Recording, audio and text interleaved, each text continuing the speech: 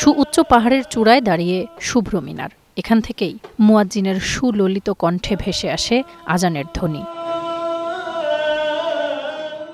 অল্প সংখ্যক মানুষের বসবাস সবুজে ঘেরা এই জনপদে। তার উপর ইসলাম ধর্মাবলম্বীদের সংখ্যাও নগণ্য। বলছি ইউরোপের দেশ জর্জিয়ার কথা। দেশটিতে মোট জনসংখ্যা মাত্র ৩৭ লাখ।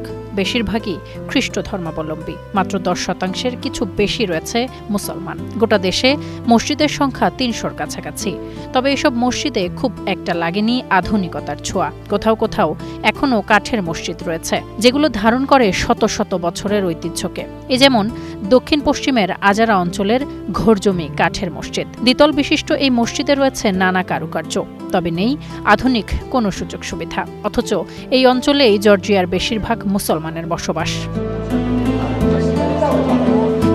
স্থানীয় বাসিন্দারা বলছেন, অটোমান সাম্রাজ্য থাকাকালে ইসলাম ধর্ম গ্রহণ করে এখানকার মানুষ। অবশ্য পরে সোভিয়েত শাসনামলে দমন পীড়নের মুখে পড়েন তারা। সে সময় ধর্মবিশ্বাসের কারণে অনেককে বিচারের মুখোমুখিও করা হয়েছে। জর্জিয়ান মুসলমানরা সামাজিক চাপের সম্মুখীন হয়।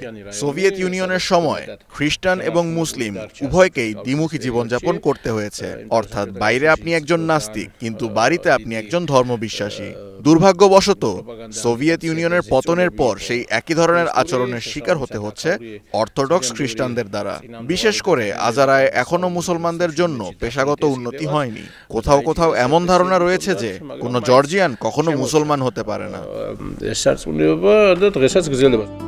ঘোরজমি গ্রামের মসজিদটি খুবই ছোট।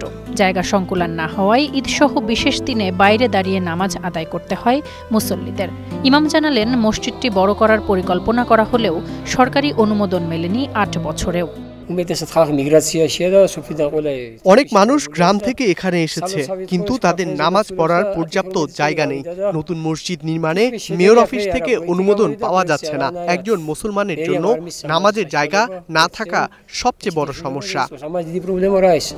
তবে সবকিছুর পরেও জর্জিয়ার ধর্মীয় বৈচিত্র্য মূল্যবান সম্পদ। মুসলমানরা চায় নিশ্চিত হোক সংখ্যাগুরু খ্রিস্টানদের সাথে বন্ধুত্ব এবং সহাবস্থান। তাসফিয়া তামান্না, স্টার নিউজ।